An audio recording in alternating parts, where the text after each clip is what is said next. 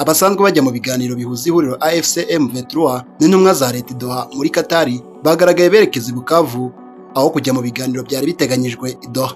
Ni mu gihe kandi Perezida Felix Tshisekedi wa Repubulika ya Demokarasi ya Kongo ku wa 7 Kamena 2025 yashizeho guverinoma ivuguruye iyobowe na Judith Suminwa wari usanzwe ku mwanya wa Minisitiri w'Intebe.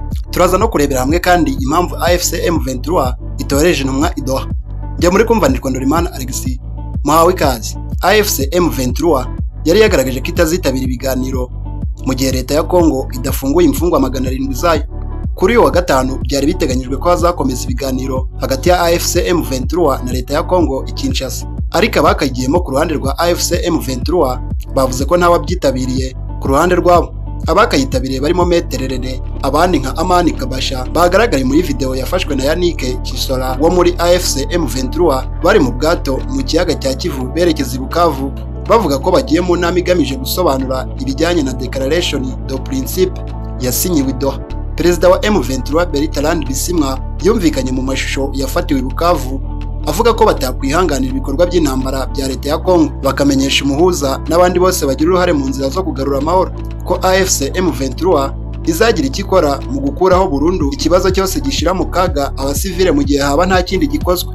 Ku ruhande rwa leta ya Kongo ntibiramenyekana niba intumwa zayo zaba zoherejwe i Doha mu biganiro nk'uko byari biteganyijwe. Ni mu gihe kandi Perezida Felix Tshisekedi wa Repubulika ya Demokarasi ya Kongo ku wa 7 Kanama 2025 yashizeho guverinoma ivuguruye iyobowe na Judith Suminwa wari usanzwe ku mwanya wa Minisitiri w'Intebe.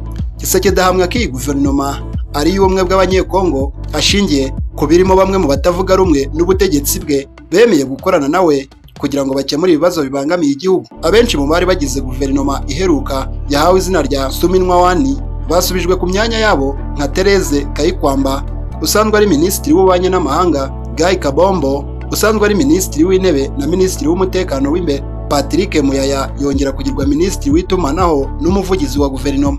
Abasha muri iyi guverinoma ni Adolphe Muzito utavuga rumwe n'ubutegetsi wagizwe Minisitiri w'Imari.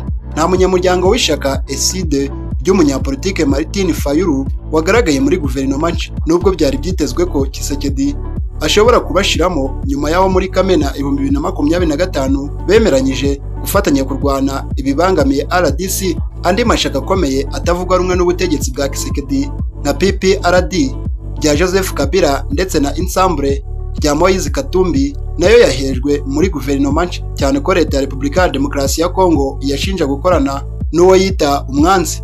Ni mu gihe kandi ihuriro AFC/M23 rirwanya ubutegetsi bwa Repubulika ya Demokarasi ya Kongo ryasobanuye ko ritohereje intumwa i Doha kuko leta ya Katari itararyoherereza ubutumire. Tariki ya 19 Nyakanga 2025 AFC/M23 na leta ya Repubulika ya Demokarasi ya Kongo byashize umukono ku mahame ngenderwaho aganisha ku masezerano y'amahoro bibifashijwemo na leta ya Katari.